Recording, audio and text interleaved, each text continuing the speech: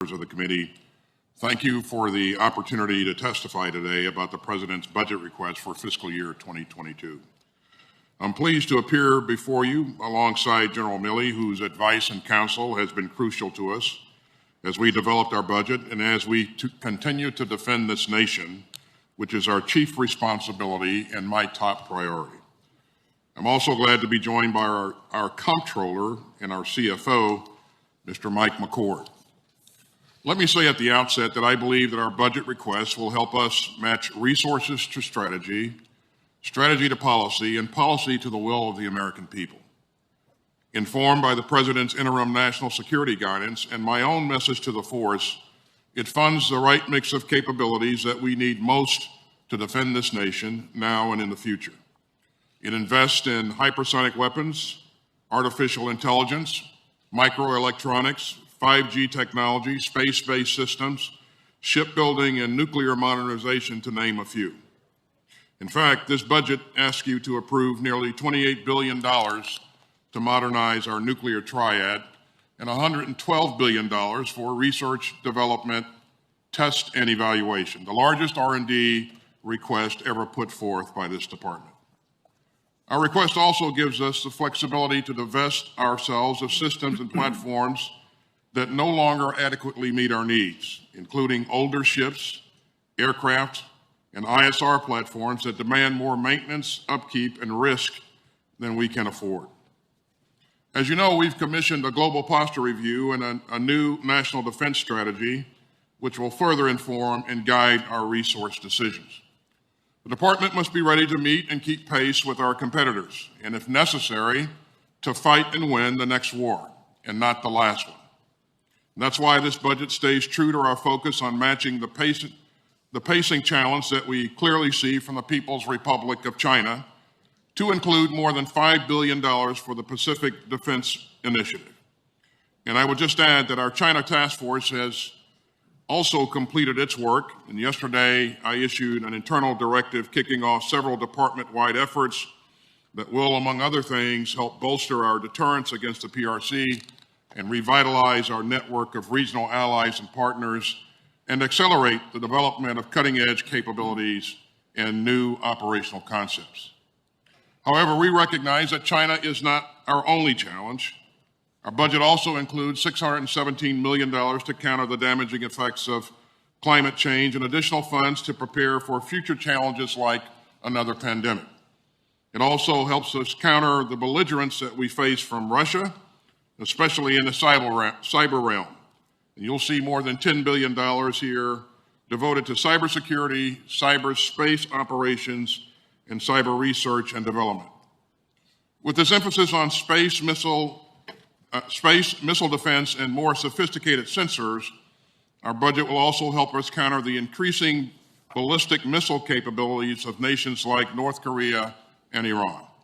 It funds a troop presence and counterterrorism capabilities in the Middle East and South Asia to meet the threats posed not only by Iran, but also by terrorist networks like ISIS and Al-Qaeda, and in Africa like those posed by Al-Shabaab.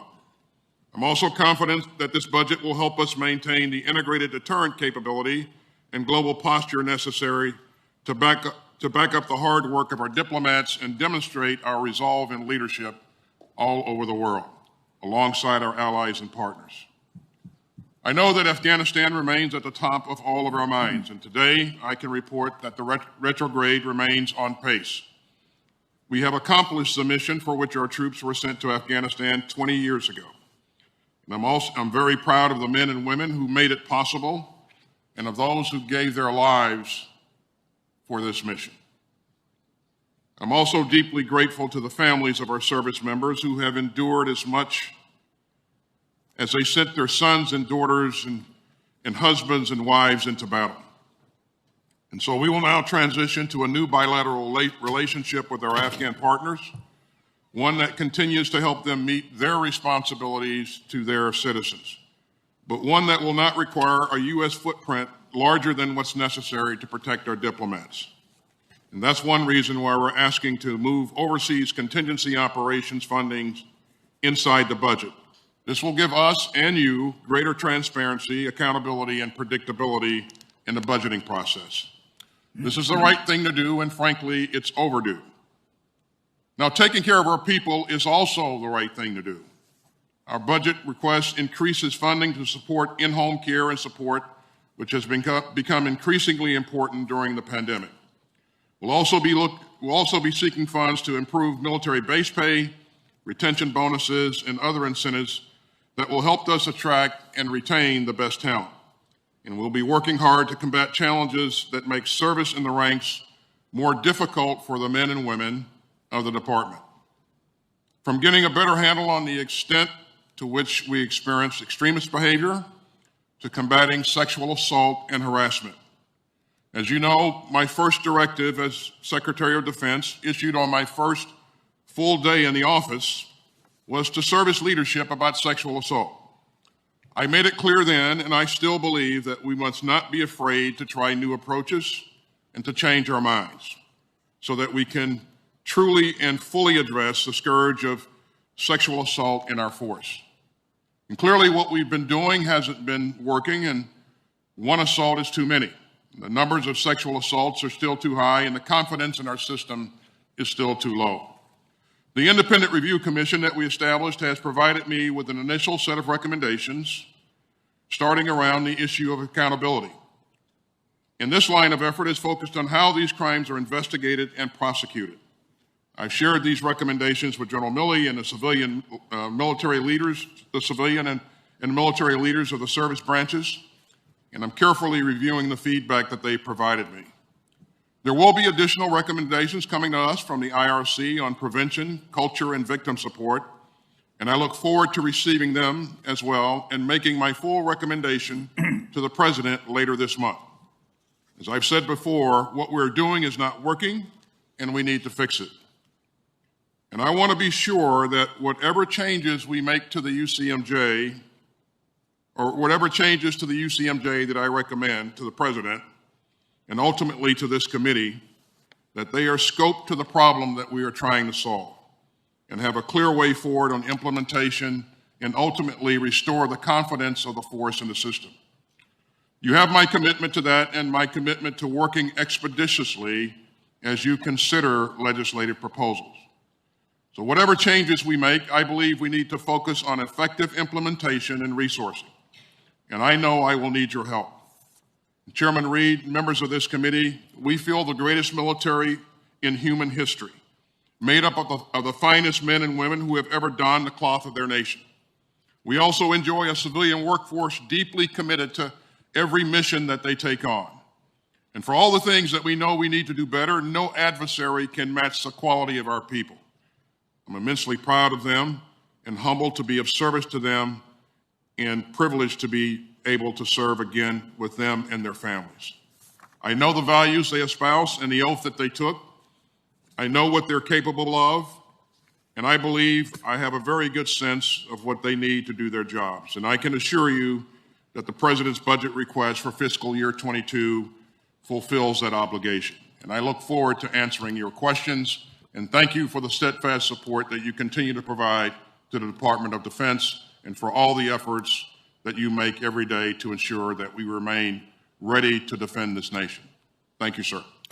Thank you very much, Mr. Secretary. Before I recognize General Milley, since a quorum is present, I would ask the committee to consider 7 nominations. The nominations of the Honorable Frank Kendall III to be Secretary of the Air Force, the Honorable Heidi Shue to be Undersecretary of Defense for Research and Engineering, Ms. Susanna V. Bloom to be the Director of Cost Assessment and Program Evaluation, Department of Defense, Ms. Jill M. Ruby to be the Undersecretary of Energy for Nuclear Security Administration, National Nuclear Security Administration, Mr. Frank A. Rose to be Principal Deputy Administrator, National Nuclear Security Administration, Ms. Deborah G. Rosenblum to be Assistant Secretary of Defense for Nuclear, Chemical, and Biological Defense Programs, and Mr. Christopher P. Mayer to be Assistant Secretary of Defense for Special Operations and Low-Intensity Conflict.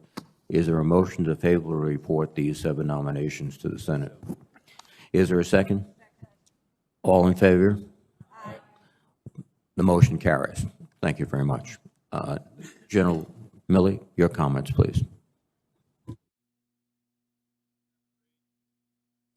Chairman Reed, Ranking Member Inhofe, and distinguished members of the committee, thank you for the opportunity to testify before you today, and it remains my distinct honor and privilege to represent the soldiers, sailors, airmen, Marines, and Guardians of the United States Joint Force, the most capable military in the world. Our troops are the best led, best equipped, and best trained force anywhere.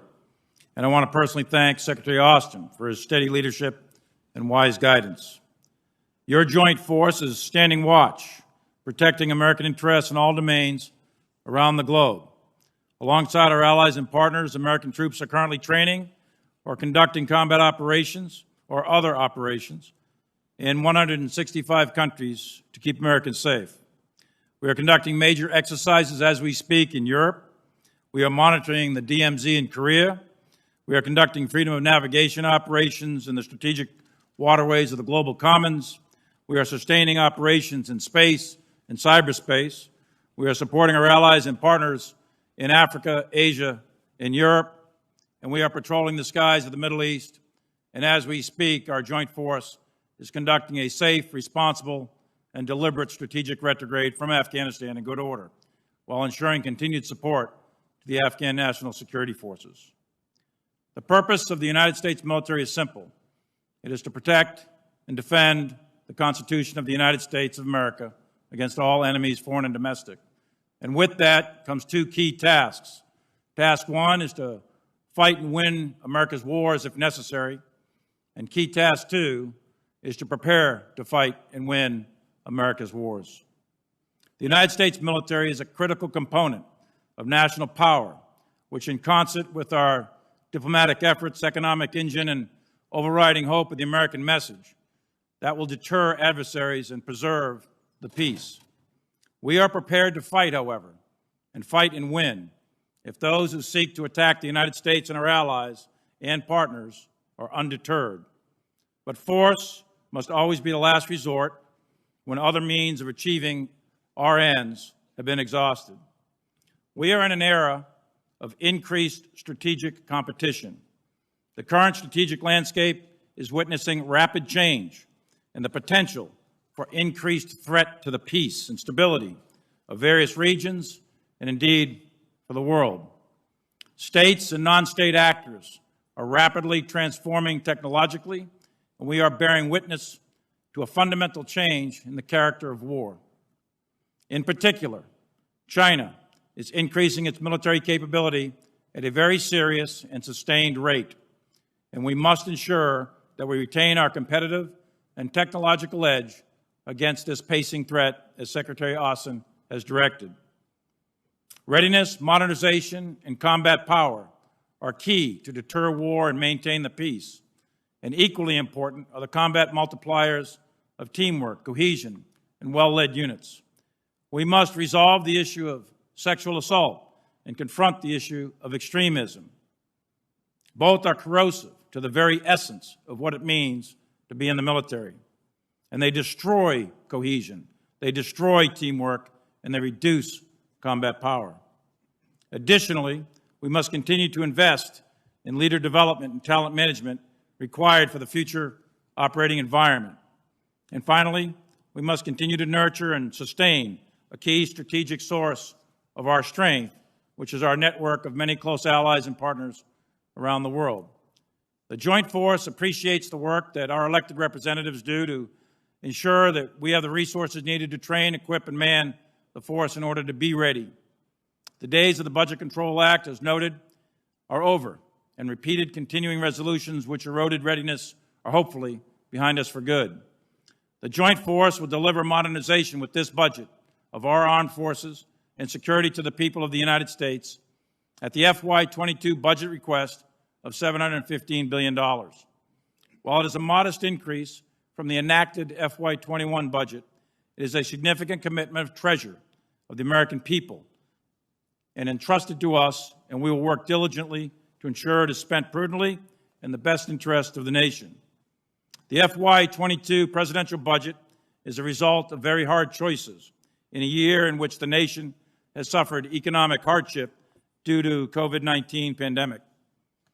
In alignment with the interim national security strategic guidance, this budget delivers a ready, agile, and capable joint force that will compete, deter, and win across all domains, and which is postured for continued dominance in the future. This budget prioritizes nuclear modernization, long-range fires, hypersonic technology, artificial intelligence, shipbuilding, microelectronics, space, cyber, and 5G. These investments, in concert with our recently developed joint warfighting concept, will pave the way for a joint force of the future. The PB22 budget request increases the readiness of the force by developing the joint force of the future, ensuring our people are our number one priority, and positioning us to achieve through teamwork. Many enemies, historically, have grossly underestimated the United States and our people. They've underestimated our national resolve. They've underestimated our capability, our skill, and our combat power. And each, in the past, has made a fatal choice, which ended with their enrollment in the dustbin of history. The same will be true of any enemy that makes that mistake today or tomorrow. We are ready now and will remain so in the future. And we're also facing tough strategic choices, and we're being increasingly challenged with very capable potential adversaries clearly acting in opposition to our interests. Consistent, predictable budgets informed by the will of the people are critical to our nation's defense, and the passage of this budget in a timely way is important. The FY22 presidential budget strikes an appropriate balance between preserving present readiness and future modernization. It's a down payment on investments for the future with a bias toward the future operating environment. It is now that we must set ourselves on a path to modernize the joint force, and this budget contributes to doing that. Our job as your joint force, our contract with the American people, is that we, the United States military, will be able to fight and win when called upon. We will support and defend this Constitution always and forever, and I look forward to your questions. Thank you very much, General Milley. I understand Mr. McCord does not have a statement. Is that correct? Thank you, Mr. McCord. Secretary Austin, we are in the process of withdrawing our combat forces, save for embassy protection personnel.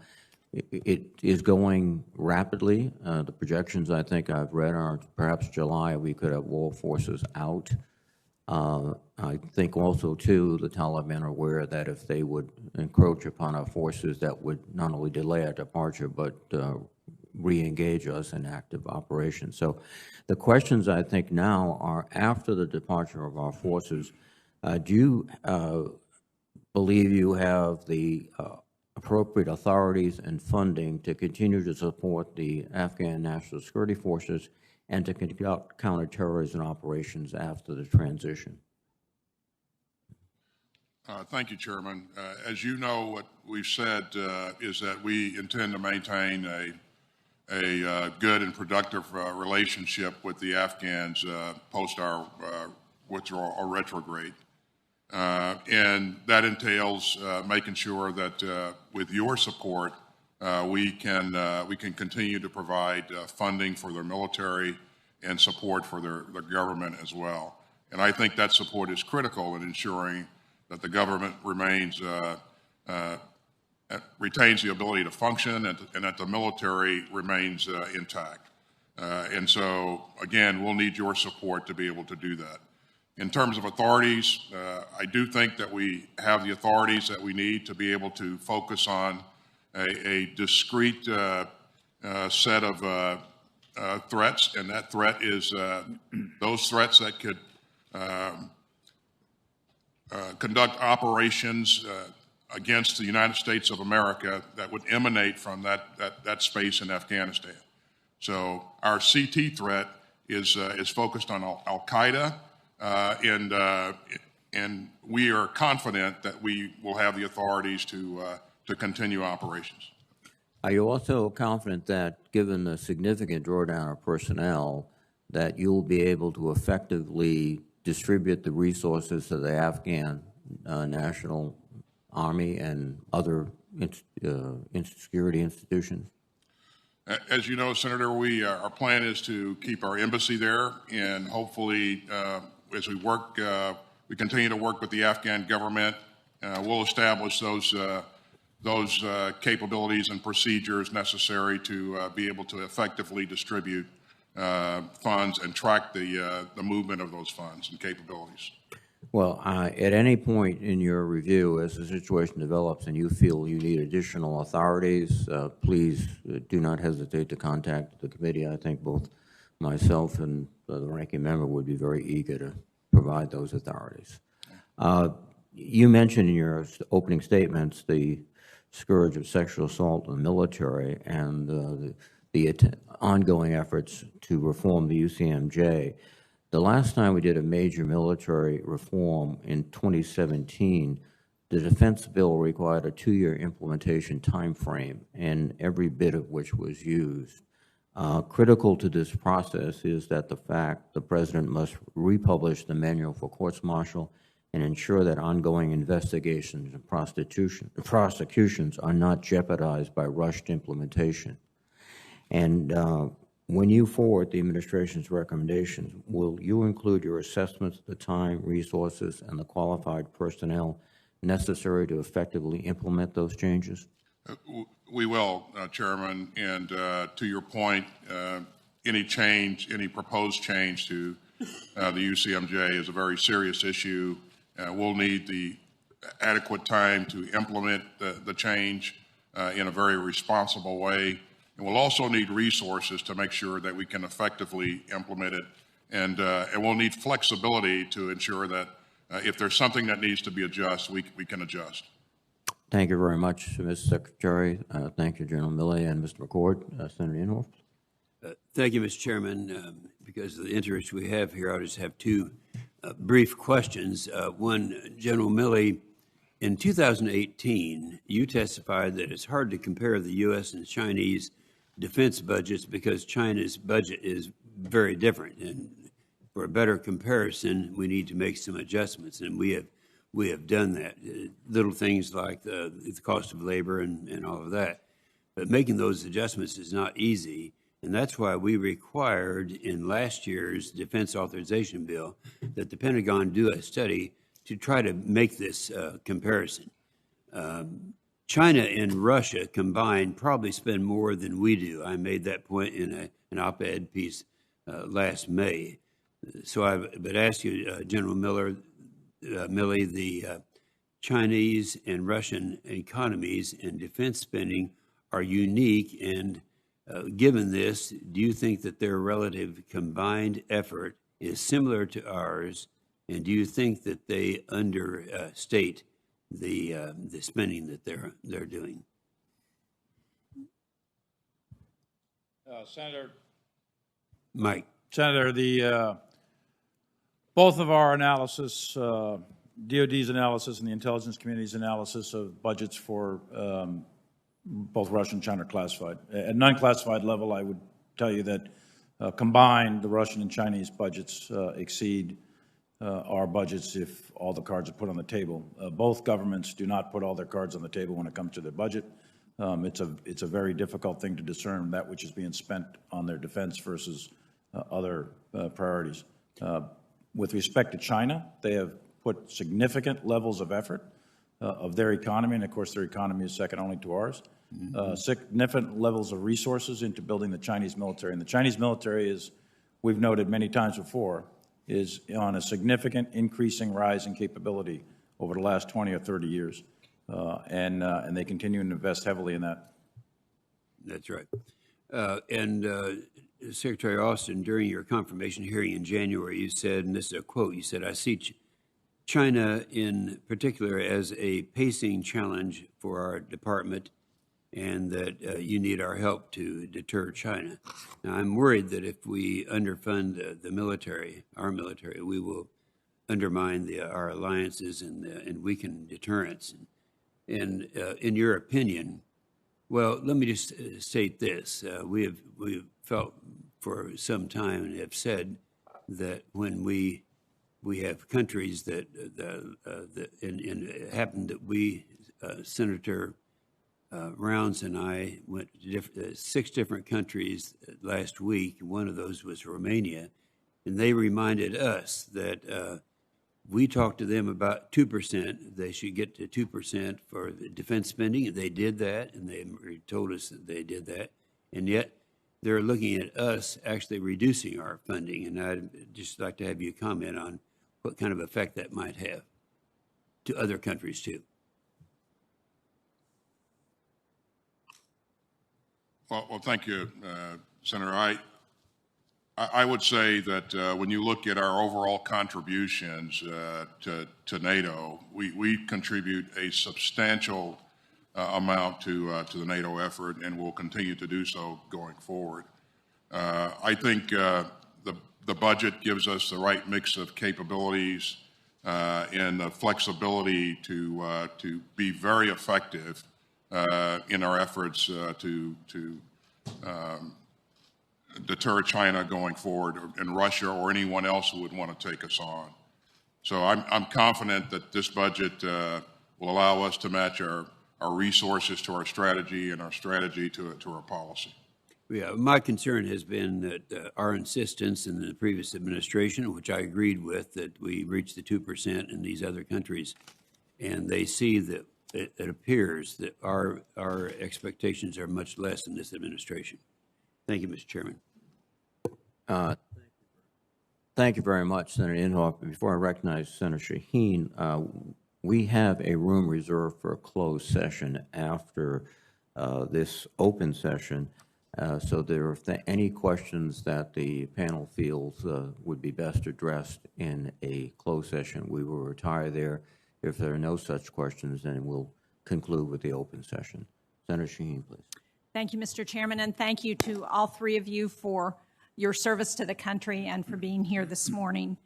Secretary Austin, there's an interesting article out in the New York Times today that suggests that our plan in Afghanistan is to not just provide for some sort of over-the-horizon troops to address counterterrorism, but that we might also be looking at ways that we can provide air support to the Afghan forces if they're in danger, or if we're in danger of losing Kabul or another major city in the country. And it also quotes Afghan officials as saying that they've been told by their American counterparts that the U.S. would stop any takeover of a major city. Obviously, who knows what the source of that is, but can you tell me if we are in fact, first of all, where we are in our plans to develop an over-the-horizon CT force, and if we are in fact contemplating any other actions in support of the Afghan troops should the Taliban be in danger of taking over Kabul? Thank you, Senator. As you know, we continue to provide support to the Afghan security forces as we retrograde. Once we have completed our retrograde, that will be very difficult to do because our capabilities will have diminished in country. I really won't. I won't speculate about any potential outcomes or any potential future actions. I will just say that the president has been clear that our mission in Afghanistan has been accomplished, and we are focused on retrograding our people and equipment out. And again, going forward, in terms of our CT efforts, those CT efforts will be focused on those elements that can possibly conduct attacks against our homeland. And in terms of our efforts to establish over-the-horizon capability, I would just point to the fact that, as we have retrograded a lot of our capability out of country, we're doing a lot of things over the horizon now. ISR is being flown from GCC. A lot of our combat aircraft or missions are being conducted from platforms, in the Gulf, and so we have the capability now to do that. What we were looking for is the ability to shorten the legs going forward by stationing some capability in neighboring countries. That is still a work in progress. So do you have a timetable for when that plan might be completed? I don't have a timetable. I will tell you that we will move as quickly as we can in conjunction with State Department efforts. In talking with some of the women leaders of Afghanistan in the last weeks, one of the things that they have asked and said they thought was very important would be for high-level American officials, the President, certainly you as Secretary of Defense, to speak out against the Taliban's attacks against women and girls in the country and to make it clear that that's a violation of international norms of behavior and human rights. I would urge you to do that along with other members of the administration. I think that's the least we can do at this point, is to make a point of the violation of norms and human rights that the Taliban are conducting in Afghanistan, especially when it comes to women and girls. I want to go on to another issue in my time that's left, because one of the things you talked about in your opening statement was the importance of taking care of our people. And as we know, one of the challenges that we're facing, not just among DoD employees, but in intel agencies at state, has been attacks of what has come to be known as the Havana Syndrome. The National Academy of Science report that was released in December calls these directed energy attacks. It's my understanding that DoD is the department that's taking the lead on treating individuals suffering from these attacks. Can you tell us if that's the case, and if you have the resources that you need to continue to do that, and then what steps you're taking to protect DoD personnel from future attacks? Well, the health and welfare of our people is of utmost importance to me, and we are working with we're working as one element of a larger whole of government effort to really determine the cause of these try to determine the cause of these injuries, and also we're working as hard and as fast as we can to expand our medical capabilities, and we've done that and expanded our capabilities to treat TBI and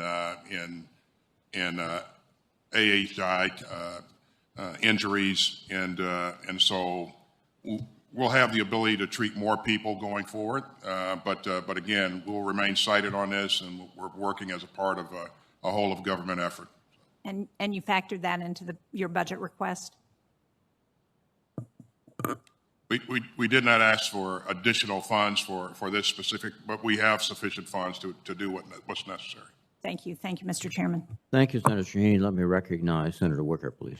Thank you, Mr. Chairman. Mr. Secretary, thank you for being with us today. We had a Sea Power Subcommittee hearing just this week, and the Navy's Vice Admiral witness before that subcommittee said this, and I quote, "We've done many studies over the last 5 years that say we need a larger Navy. The Navy we can afford now is roughly 300 to 305 ships. So if we're going to pace the adversary, we need to have a bigger Navy."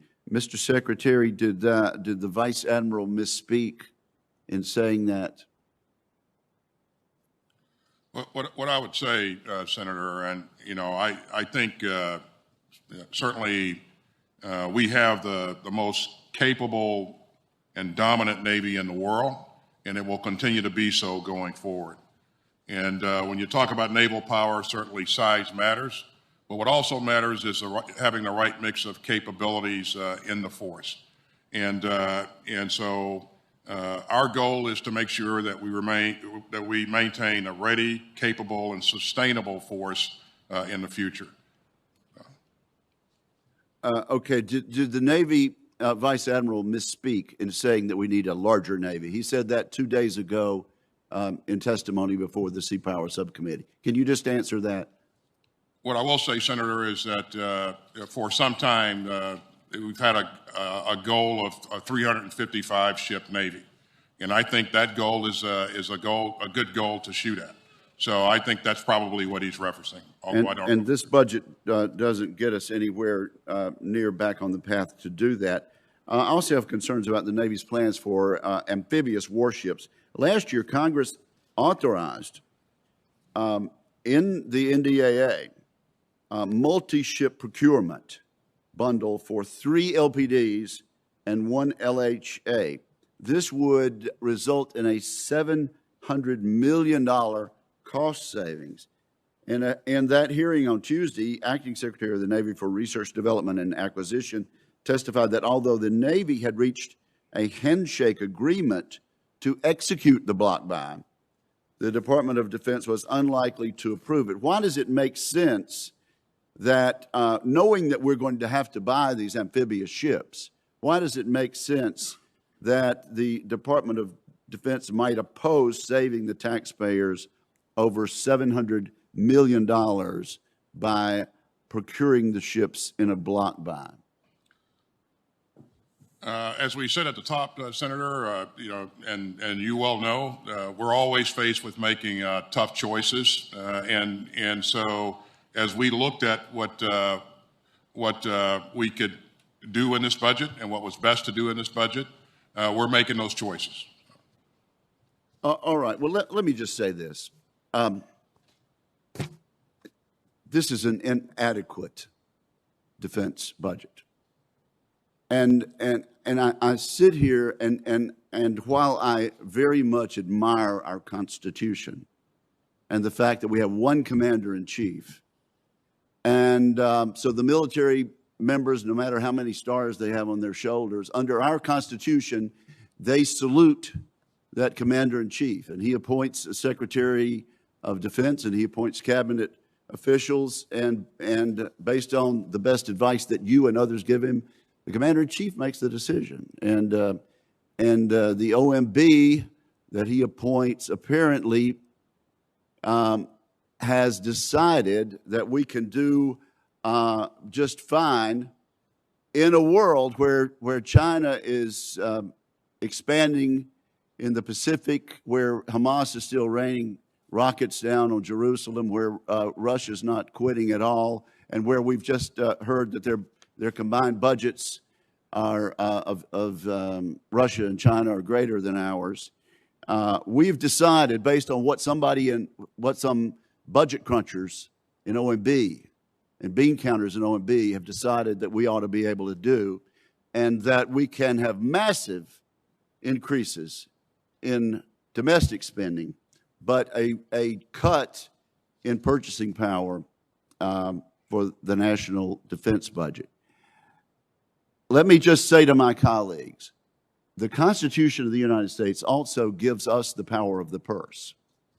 And while we appreciate the suggestion by OMB budget crunchers, it is our obligation to defend this nation, and this proposed budget does not do so in the two respects that I have mentioned, in the respect that the ranking member mentioned earlier on, and it is incumbent on us to reverse this and to get our troops and our nation the national security budget that they need.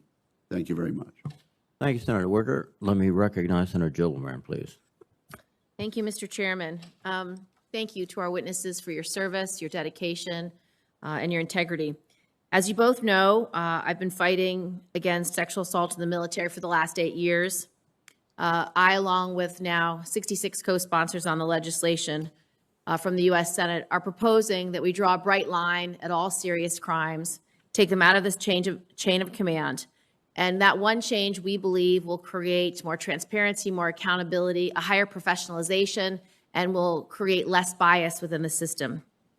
General Milley, I'd like to ask you about your thoughts on this proposal. It's my understanding that you are now open to removing sexual assault and related crimes from the chain of command. Can you please confirm that to the committee today? Thanks, Senator, and thanks for your leadership on this issue. I've said publicly before, and I'll say it here, I think that this issue's been out there for quite a long time, and we in uniform, generals and members of the chain of command, et cetera, we have not successfully moved the needle in resolving sexual assault. And in addition to that, I have some evidence, some studies, some anecdotal evidence that junior members of the chain of command or junior members in the military have, primarily women, have lost faith and confidence in our chain of command to resolve sexual assault through the chain of command. So I am very open-minded to some significant and fundamental change in the area of sexual assault and sexual harassment. What you mentioned was the bright line of all the other, all felonies, for example.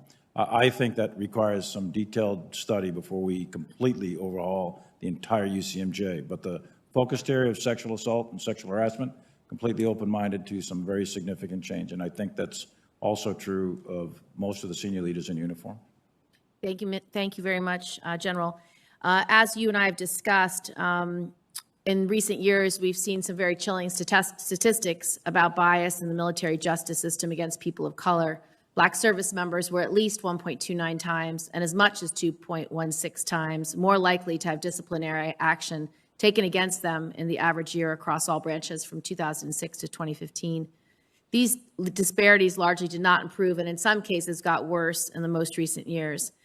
As an example, the December 2020 Air Force Inspector General's review found that Black service members, quote, voiced a consistent lack of confidence, end of quote, in Air Force discipline processes. 3 in 5 Black service members said they would not receive the same benefit of the doubt as their white peers if they got into trouble, and 1 in 3 said they believe the military justice system is biased against them.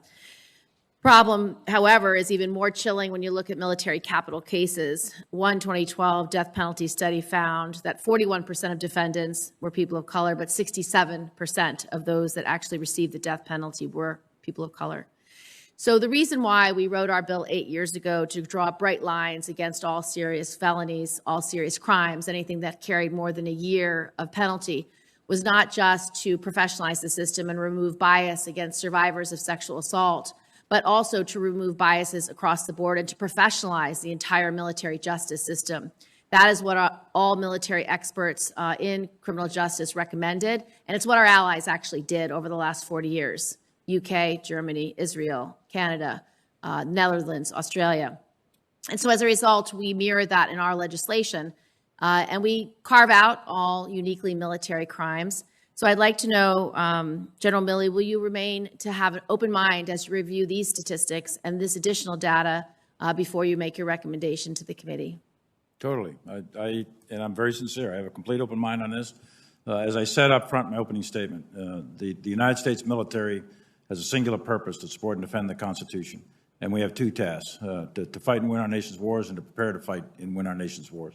And unit cohesion is a significant contributor. In fact, it's probably the most important contributor to combat power. And sexual assault, sexual harassment, any kind of deviance from any sort of good order and discipline rips apart at that. Central to the concept is also the commander's personal responsibility and accountability for the good order and discipline of the unit. And they are personally responsible for the cohesion. So I am absolutely open-minded to suggestions to improve the system, because what we want to do is fix the problem and improve the combat power of the U.S. military. Secretary Austin, we've also had the benefit of having a conversation about these details, and I'd like to ask you the same question. Will you remain an open mind as you look at new data about racial disparities, as well as the data you will receive from the panel that you requested advice on, specifically sexual assault related crimes? And I ask that you remain an open mind as you look at the full version of the details and facts that the DoD has compiled over many years and the work of this committee over the last 8 years.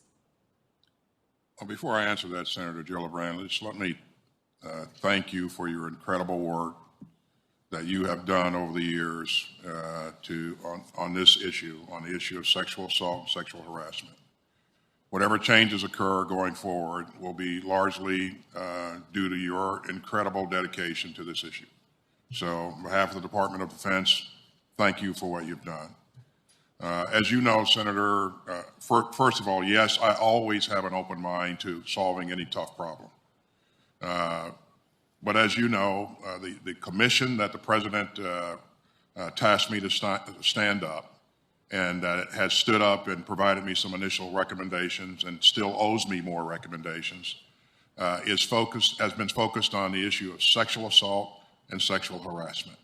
And so those are the problems that we are trying to resolve and improve.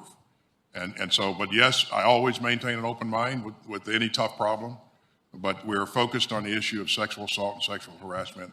And again, thank you for all the work that you've done on this issue. Thank you, Secretary. Thank you, Mr. Chairman. Thank you, Senator Gillibrand. Now let me recognize Senator Fisher, please.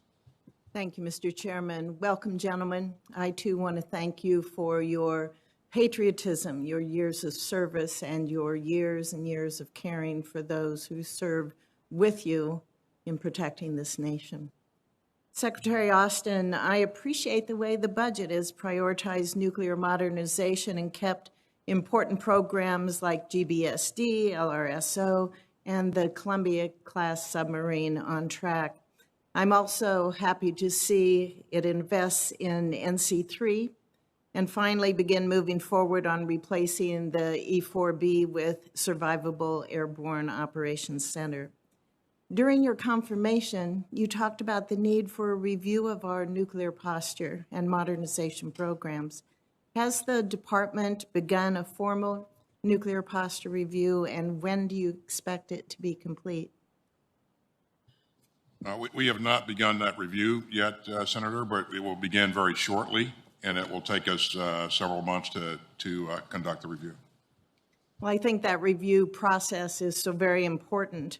These systems are the most important military capabilities that we possess, and decisions about our nuclear policies and programs must be considered in a thorough, deliberative process that allows stakeholders from across the Department of Defense as well as other federal agencies like the Department of Energy and our allies to provide their input so that decisions can be made with a full understanding of the consequences.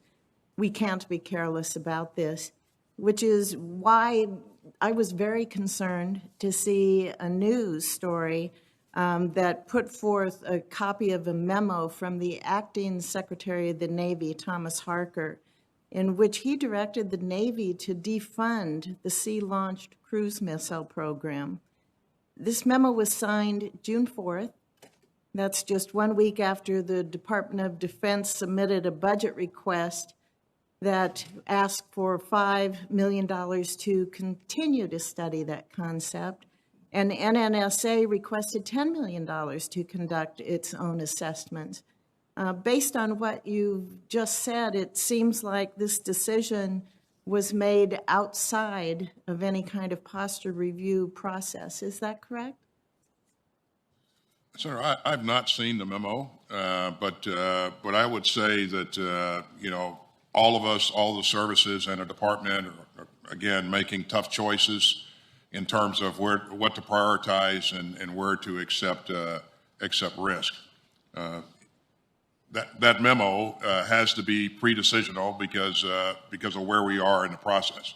And so I don't feel comfortable in commenting on his memo. I would just say that again, I am committed to our posture review to make sure that we adequately analyze what our capabilities are, what's needed in the future, and that we maintain the right balance in our nuclear forces going forward. So you were not consulted on that at all? It's an internal department memo, I believe, based upon what's been said. General Milley, were the Joint Chiefs consulted at all, to your knowledge? I'm not familiar with the memo, nor was I consulted, but as soon as we're done here, I'll go find that memo and get consulted. Thank you, sir. I find it very concerning that an acting service secretary who hasn't been confirmed by the Senate is making a decision like this outside of any review process without analysis or input from OSD policy, from Nuclear Matters, the Joint Chiefs, or STRATCOM, and without talking to other agencies or having, it seems, any discussions with our allies. I would also point out that the analysis of alternatives for the missile is still ongoing, and so it would seem very, very premature to reach any conclusions about it being feasible or infeasible. I don't think this is the right way to make decisions about nuclear policy. Do you agree with that, Secretary Austin? I do, Senator. Should a decision like this be made through that review process? I have every confidence that it will be, Senator. Thank you. I hope you will follow up with the acting secretary to make sure that it's a posture review that makes a decision on this. Does the department still support the president's FY22 budget request for this program? It does. Thank you. Happy to hear that. Thank you again. Thank you, Senator Fisher. Now let me recognize Senator Kelly, please. Thank you, Mr. Chairman. And thank you to Secretary McCord and Secretary Austin and General Milley for being here today. General Milley, this question is for you, and it's specific to the A-10. I think you would agree that properly balancing the need to sustain America's military with the need to modernize is paramount to ensuring our adversaries are unable to outpace the United States. Having the right equipment available to our troops on the battlefield is critical, which is why I am very concerned by the proposed divestment of 42 A-10 aircraft in the fiscal year 2022 budget. As you know, the A-10 is a combat-proven asset that is unmatched in its ability to provide close air support to troops on the ground. The Air Force has not been able to establish a convincing replacement to carry out this mission. And it certainly has not demonstrated a replacement that can match the A-10's cost effectiveness. Budget analysts have estimated a modest cost savings if the A-10s are divested, but those savings are quite small when you consider the scope of the department's $715 billion budget. And it's critical that we consider the real costs of what we would be trading away if we were to take this action before an effective close air support replacement is in place. American troops rely on close air support in the most dire of circumstances. The A-10 has saved the lives of many men and women because of its unique capabilities. Everyone I speak to, everyone who has had experience with the A-10 in combat wants that to be the plane that shows up when they're in trouble. So when I think about the trade-offs we'd be making by divesting, I just don't see that the risk has been properly accounted for. And I expect that you've had some of these same conversations and experiences as you talk to our troops. So, General, do you feel that we have adequately assessed the risk that these retirements could pose for our troops on the ground? Thanks, Senator. And as a ground soldier who's been in a lot of firefights and know exactly what you're talking about with the A-10 or attack helicopters or any other munition delivered by air, it's a very, very important capability, and personally, I'm a big fan of the A-10. However, we're talking about 42 aircraft. We're still going to have 239. We've got enough for 5 squadrons. What we have to do, we collectively, Congress, Department of Defense, we in uniform, we've got to recognize and begin to shift toward a future operating environment and a changing character of war. And we must shift to the capabilities that are going to be relevant, survivable, and effective against a Tier 1 adversary sometime in the future. This is a modest decrease in the number of A-10s. I think it is acceptable risk, and I support the Air Force's recommendation. So, General, we often think about these things as, what does day one of the war look like? Yep. I'm also concerned about future conflict on day 30, 60, yep, day 180. And in a former life, I used to be a test pilot. I've flown close air support missions myself on an airplane that does not do the job well.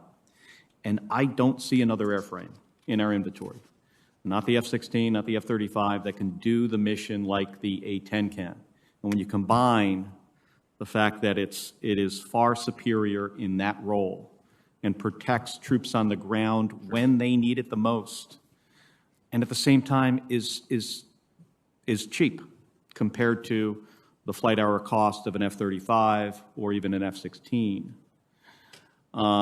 And we don't have an airplane that can do this mission like the A-10 can. And I am seriously concerned that if we go down this road and we remove 42 airplanes from the inventory, that if we wind up in a conflict and we wind up day 30, 60, 90, we're going to be regretful that we don't have that platform. So thank you, General, and I yield back the remainder of my time.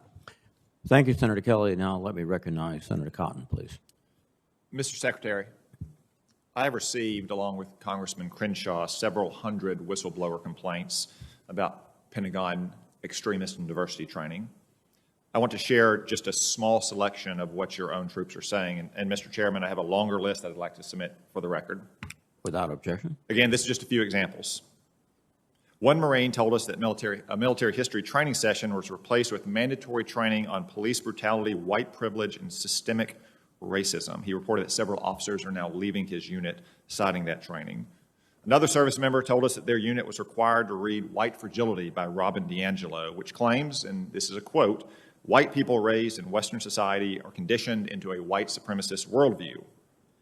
A member of the Special Operations community has told us that they are being instructed that, quote, "The U.S. Special Operations community is racist." One Army officer relayed to us the words of his general officer who told him that the entire U.S. Army is racist.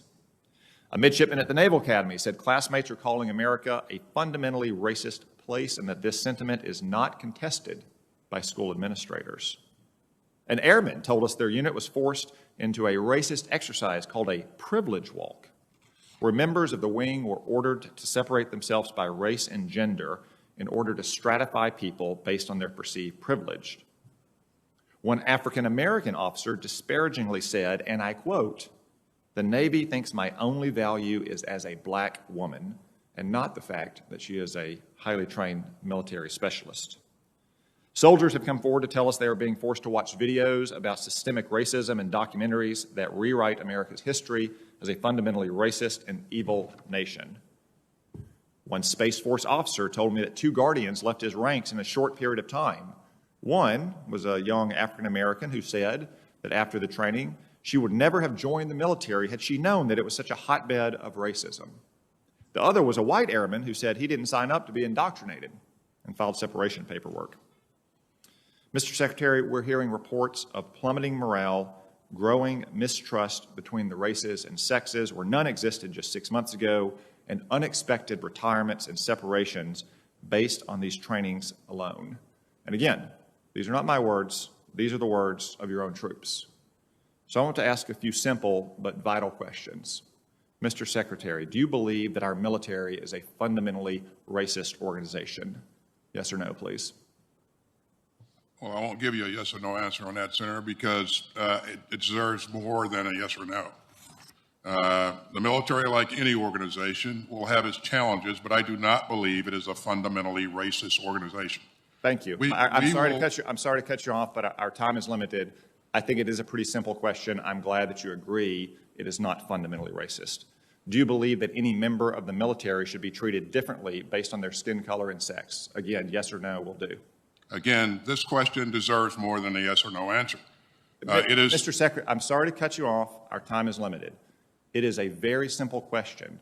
Should a member of the organization you lead be treated differently, in violation of the Constitution, I would add, based on their sex or the color of their skin? No, I do not believe that, and that is okay. Why we have diversity, equity, and inclusion focus in the military. And the military, for decades, has been one of the institutions in the society where you are most likely to get ahead based on your own performance, on your own merit, irrespective of the color of your skin or where you came from or who your parents were. Sir, I absolutely agree with that, and I am an example of that. Your distinguished career is an outstanding. I would also say that Mr. Secretary, your career is an excellent example of that. But I have more questions based on the reports we've seen. The military has included the works of critical race theories on its reading list by authors like Abraham Henry Rogers, who now calls himself Abraham Kendi, and Robin DiAngelo. Mr. Kendi has written, quote, "The only remedy to past discrimination is present discrimination. The only remedy to present discrimination is future discrimination," end quote. Do you agree with that proposition? I've not read that, and I don't, I certainly don't agree with what you just said, But I, Okay, you know, Mr. Secretary. it's always important to have the full context of anything that you're being asked to evaluate. Mr. Secretary, do you believe that race and sex should be the key factor when selecting combat leaders, rather than, say, operational excellence, technical proficiency, leadership, agility, and integrity? I do not, Senator. I think what you just said should be key components in making any selection. Thank you. I'm glad we agree on all this.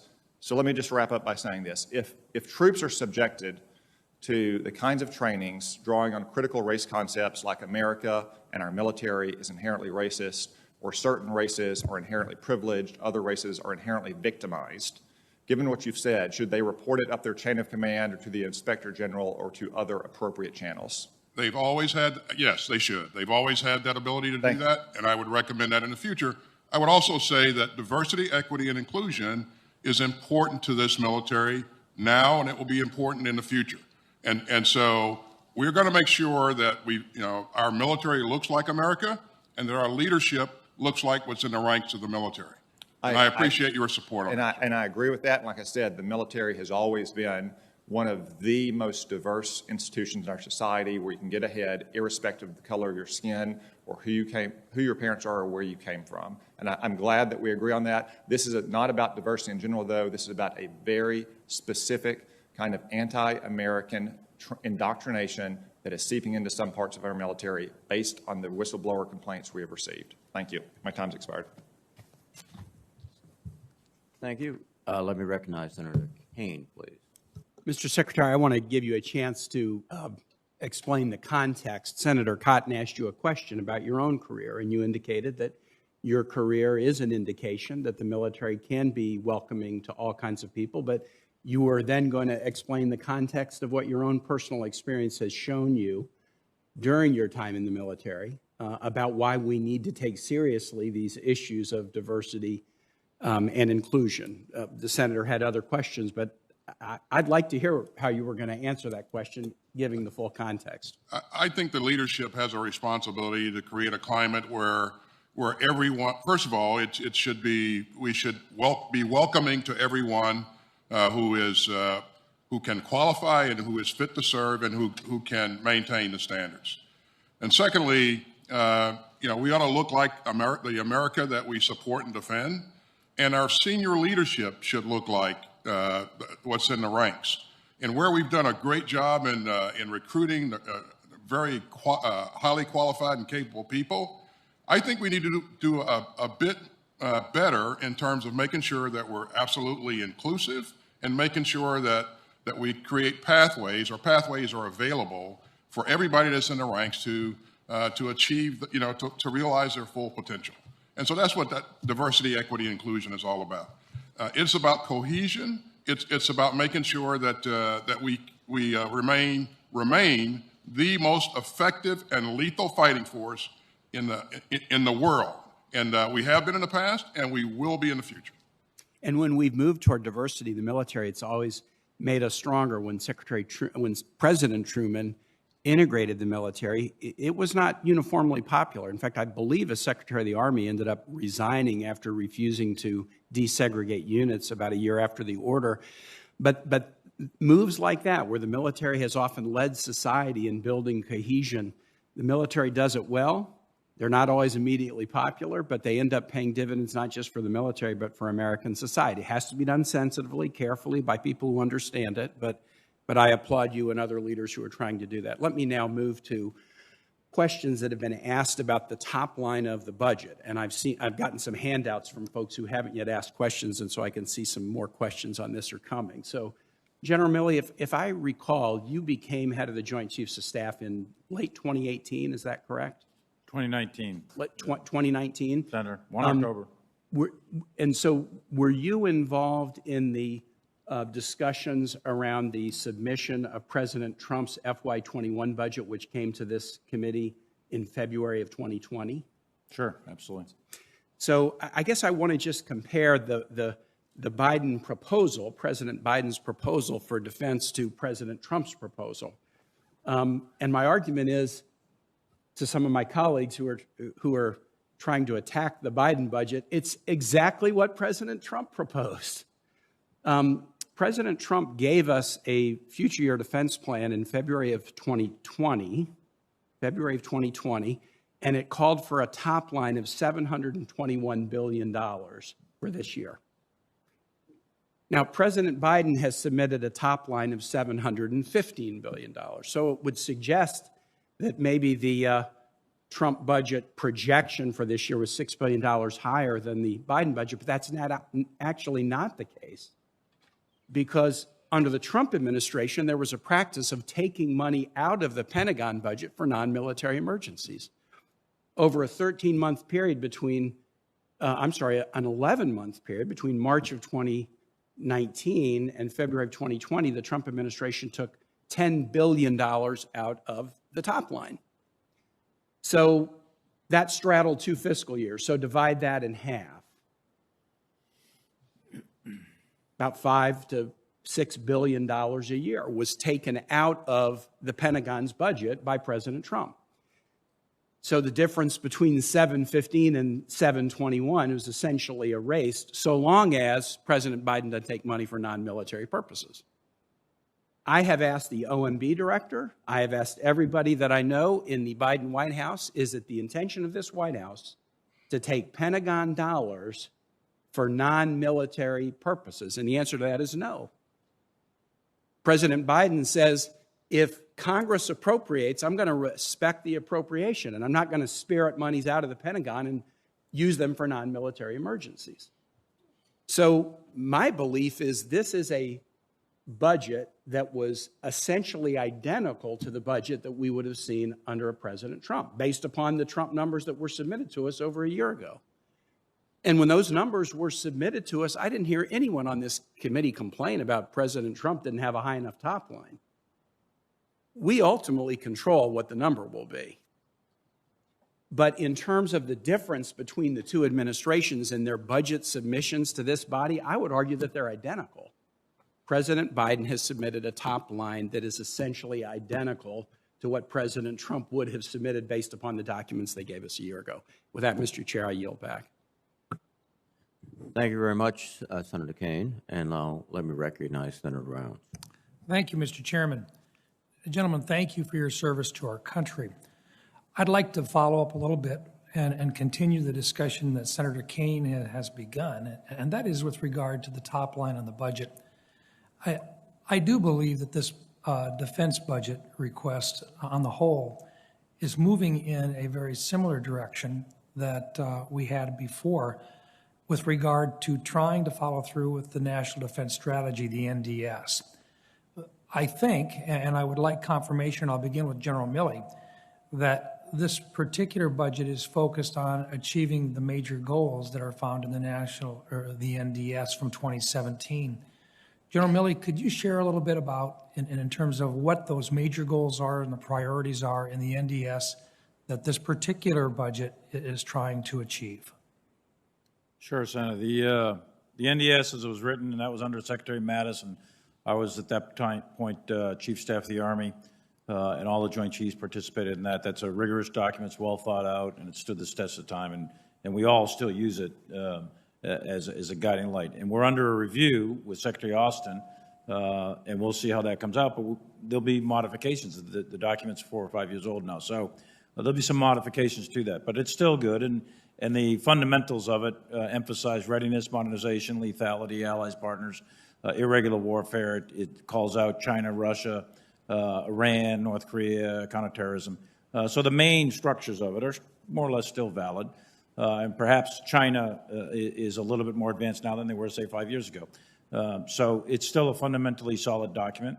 But I would tell you, as I said in my opening statement, the $715 billion budget requires hard choices in terms of prioritization, but I think it adequately meets the needs in terms of the priorities of the current existing NDS and the one that we're working on to modify under Secretary Austin's signature. So I'm very comfortable that we can provide an adequate defense of the United States of America with a $715 billion budget. I understand the direction and the fact that you've been involved in establishing and that your input has been involved in the development of this budget. But I also note that I think nuclear command and control upgrades are critical and would be recognized under this as well, would it not? Yes, absolutely. Yeah. And the continued development and modernization of the nuclear triad would also be involved, would it not? Absolutely. In fact, we've said that the recapitalization nuclear triad is one of the number one it's the number one priority in terms of the actual programs, programmatic spending. It's critical that we have the ARC and land components of that triad in order to maintain the security of the United States going forward. See, General, I think that the basic goals of the NDS are represented within this. I think that's, Yes. I do not disagree with that. My concern, and that I will express, is that it's based on being able to handle those goals, but also being able to maintain and not expect the members of the armed services to continue to do the day-to-day operations if we have increases in inflation, whether it be for fuel or for other supplies, for healthcare and so forth. General, I think there were some very hard choices made. And I guess my question to you, sir, and I don't intend this to be a gotcha question, but the hard choices that had to be made in order to achieve the top-line goals of the NDS, where are the reductions or the limitations that have to be recognized when we do have a very similar, in terms of the total number of dollars, when we do expect that inflation will run perhaps between 3% and 5%, and at the same time, the NDS expected to have, and in order to meet its goals, an ongoing increase of between 3% and 5% over inflation, which clearly is not reflected in the budget, and I know is not news to you, sir. Yeah, sure. I mean, you can do the numbers a lot of different ways, and we have Mike McCord here, and he knows it better than anyone else. But this budget is about $11 billion more than the FY21 enacted budget. If you factor in inflation, you normalize the dollars, it's more or less flat, or even, I think it's 0.5 less or something like that. So it depends on which way you look at the numbers. But in terms of the key capabilities, Senator Kelly mentioned 42 A-10s getting divested. We had to make a choice between buying 2 subs and buying 1 destroyer and a frigate, and 2 subs, 1 destroyer and a frigate versus 2 destroyers, and things like that. So there's hard choices in all of the domains, and this is my 6th budget. In every single budget I've seen, we're always making hard choices. We always have you for lists. We always have ways to spend more money effectively for the defense of the country. But in my professional opinion, a $715 billion budget, as long as we are disciplined in its application and we adhere to the priorities that we've established, will provide for the defense of the United States. Thank you, sir. Mr. Chairman, my time has expired. Thank you, gentlemen, for your service to our country. Thank you, Senator Rounds. Now let me recognize Senator King. Thank you, Mr. Chairman. Mr. Secretary, I want to discuss just for a moment one of those hard choices. The top Navy unfunded priority is a destroyer that was eliminated from the budget that was already committed to under the multi-year procurement. That has several problems. One, national security. These Flight 3 DDG destroyers are the workhorse of the Navy. Eyes and ears around the world, very important part of our assets. But it also sent a shudder through the industrial base. It's unprecedented in my experience that a multi-year has been breached, which would actually cost the government money in penalties. I hope, Mr. Secretary, that you and Admiral Gilday can work with us to restore that ship, because I think it has importance beyond just the one ship, but the symbolism of breaking a multi-year and also pulling back on our commitment to increasing the capacity of the Navy is, I think, a very important priority. So that's not really a question. It's an entreaty to you to work with us to try to find the funds to restore that ship and restore the Navy's #1 unfunded priority. Will you commit to working with us on that? Absolutely, Senator. We will do everything we can to make sure that we maintain a good working relationship with Congress, and I appreciate your tremendous support throughout, and especially now. We want to make sure that we maintain a ready, capable, and sustainable force We also want to make sure that, you know, the industrial base has the ability to produce what we've asked them to produce. And current plans are to buy that DDG in 23. Thank you. The importance of the industrial base is, I live within 8 miles of the industrial base in Maine, and the industrial base is not something you can just turn off and on. It's got to be something that's sustained and maintained over time. Let me turn to a different topic. I believe one of the most serious risks this country faces today is accidental conflict with China. Some kind of conflict in the South China Sea, the Strait of Taiwan, and the danger of escalation from that accidental conflict of some kind. It's concerning to me that we don't seem to have an effective hotline, direct line, whatever you want to call it, with China officials at your level and also at the presidential level. I understand the Chinese are reluctant about this, but I believe this is a national, should be a national security priority. And I looked up yesterday and I find that Amazon has 11 copies of the Guns of August in Chinese. And I think what I might do is buy those and send them to the Politburo in Beijing because of this is a very clear and distinct danger. Do you agree with me that a better deconfliction link between mill to mill and also government to government with China would be an important mitigation of this risk? I absolutely agree with you. You know, as we look at some of the aggressive behavior that we've witnessed from China in the Indo-Pacific, you know, I'm concerned about something that could happen that could spark a crisis. And I think you know, we need the ability to be able to talk with both our allies and partners, but also our adversaries or potential adversaries. And so I think there needs to be a direct line of communication between the military and also between government officials as well. So I share your concern, and I absolutely agree with you that this is critical. Thank you. One other area that's come to my attention, in fact, we had a hearing yesterday on missile defense, and General Van Herk said he had to pry the data out of another agency. We have Goldwater-Nichols, which has enabled joint operations. We don't necessarily have a joint capability acquisition, particularly in the area of software.